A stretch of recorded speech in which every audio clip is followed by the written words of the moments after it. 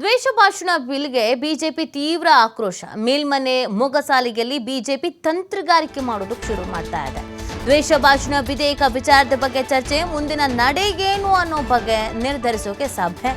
ಪ್ರತಿಪಕ್ಷ ನಾಯಕ ಚಲವಾದಿ ನಾರಾಯಣಸ್ವಾಮಿ ಹಾಗೆಯೇ ಸಚೇತಕ ರವಿಕುಮಾರ್, ಸಿಟಿ ರವಿ ಸೇರಿ ಹಲವರು ಭಾಗಿ. ಕೆಳಮನೆಯಲ್ಲಿ ಅಂಗೀಕಾರಗೊಂಡಿರುವಂಥ ಬಿಲ್, ಹೀಗಾಗಿ ಮೇಲ್ಮನೆಯಲ್ಲಿ ಪ್ರತಿರೋಧಕ್ಕೆ ನಿರ್ಧಾರ. ಸೊ ಕೆಳಮನೆಯಲ್ಲಿ ಅಂಗೀಕಾರಗೊಂಡು, ಹಾಗಾಗಿ ಮೇಲ್ಮನೆಯಲ್ಲಿ ನಾವು ಇದನ್ನ ವಿರೋಧಿಸಬೇಕು.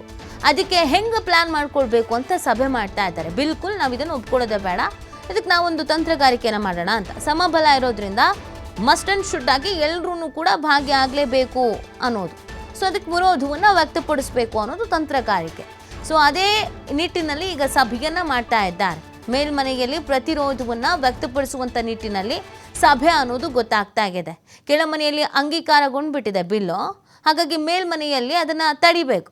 ಸೊ ಆ ಕಾರಣಕ್ಕಾಗಿ ಈಗ ಪ್ಲ್ಯಾನನ್ನು ಮಾಡ್ಕೊಳ್ತಾ ಇರೋದು. ಒಟ್ಟಿನಲ್ಲಿ ಈ ಬಿಲ್ ಪಾಸ್ ಆಗಲೇಬಾರ್ದು, ಅದಕ್ಕೇನಾದರೂ ಒಂದು ನಾವು ಮಾಡಲೇಬೇಕು ಅನ್ನುವಂಥ ನಿಟ್ಟಿನಲ್ಲಿ ಇದೀಗ ಬಿಜೆಪಿ ತಂತ್ರಗಾರಿಕೆಗೆ ಮುಂದಾಗಿರೋದು. JDS ಮತ್ತು ಬಿಜೆಪಿ ನಿಂತು ಮಾತನಾಡುವಂಥ ಕೆಲಸವನ್ನು ಮಾಡ್ಕೊಳ್ತಾ ಇರೋದು. ದ್ವೇಷ ಭಾಷಣ ವಿಧೇಯಕದ ಬಗ್ಗೆ ಚರ್ಚೆ ಆಗ್ತಾ ಇದೆ. ಮುಂದಿನ ನಡೆಯ ಬಗ್ಗೆ ನಿರ್ಧರಿಸೋದಕ್ಕೆ ಸಭೆಯನ್ನು ಕೂಡ ಮಾಡ್ಕೊಳ್ತಾ ಇದ್ದಾರೆ ಅನ್ನೋದ್ರ ಬಗ್ಗೆ ಮಾಹಿತಿ ಸಿಗ್ತಾ ಇದೆ.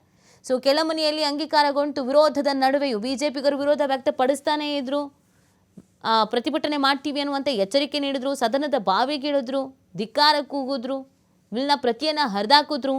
ಆದರೂ ಕೂಡ ಪಾಸ್ ಮಾಡಿರುವಂಥ ಹಿನ್ನೆಲೆಯಲ್ಲಿ ಇದನ್ನೊಂದು ನಾವು ತಡಿಬೇಕಲ್ಲ, ಆ ಕಾರಣಕ್ಕಾಗಿ ಇದೀಗ ಮೇಲ್ಮನೆಯಲ್ಲಿ ಪ್ರತಿರೋಧಕ್ಕೆ ನಿರ್ಧಾರವನ್ನು ಮಾಡಲಾಗಿದೆ. ಅದಕ್ಕೆ ಅಂತ ತಂತ್ರಗಾರಿಕೆ, ಎಲ್ಲರೂ ಭಾಗ್ಯ ಆಗಲೇಬೇಕು ಪ್ರತಿಯೊಬ್ಬ ಶಾಸಕರು ಅಂತ ಸೂಚನೆಯನ್ನು ಕೊಟ್ಟಿದ್ದಾರೆ ಅನ್ನೋದ್ರ ಬಗ್ಗೆ ಮಾಹಿತಿ ಸಿಗ್ತಾ ಇದೆ. ಈ ಮಂಡನೆ ಆಗೋದಕ್ಕೆ ನಾವು ಅವಕಾಶವನ್ನು ಮಾಡಿಕೊಡ್ಲೇಬಾರ್ದು, ಹಾಗಾಗಿ ಎಲ್ಲರೂ ತಪ್ಪದೇ ಹಾಜರಿ ಇರಬೇಕು ಅನ್ನುವಂಥ ನಿಟ್ಟಿನಲ್ಲಿ ಪ್ಲಾನ್ ಮಾಡ್ಕೊಳ್ತಾ ಇದ್ದಾರೆ ಅನ್ನೋದು ಗೊತ್ತಾಗ್ತಾ ಇದೆ. ಒಟ್ಟಿನಲ್ಲಿ ಕಾಂಗ್ರೆಸ್ ತರ್ತಾ ಇರುವಂಥ ಈ ಬಿಲ್ಗೆ ವಿರೋಧವನ್ನು ವ್ಯಕ್ತಪಡಿಸ್ತಾ ಇರೋದು.